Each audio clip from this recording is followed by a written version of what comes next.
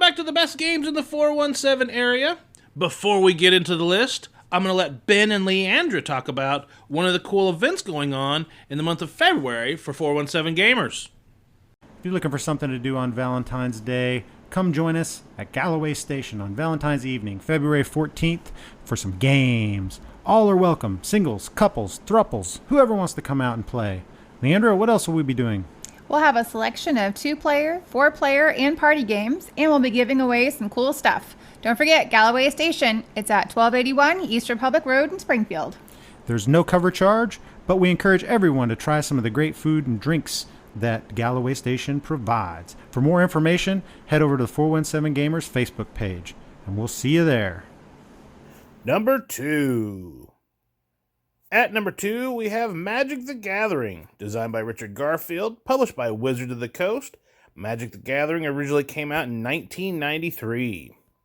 From Wikipedia, Magic the Gathering, colloquially known as Magic or MTG, is a tabletop and digital collectible card game created by Richard Garfield. Magic was the first trading card game and had approximately 35 million players as of December 2018.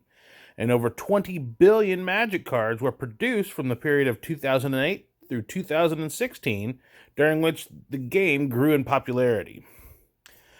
A player in Magic takes the role of a planeswalker, a powerful wizard who can travel, or walk, between dimensions, planes, of the multiverse, doing battle with other players as planeswalkers by casting spells, using artifacts, and summoning creatures as depicted on individual cards drawn from their individual decks.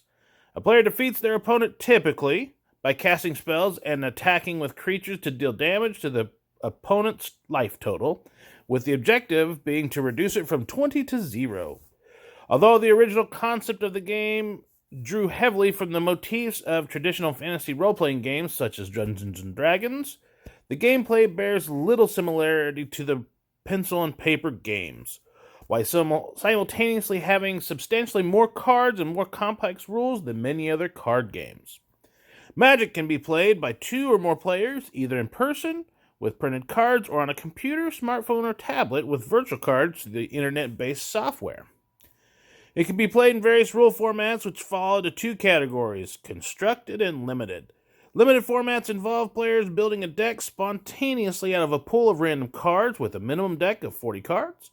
And in constructed formats, players create decks from cards they own, usually with a minimum of 60 cards per deck.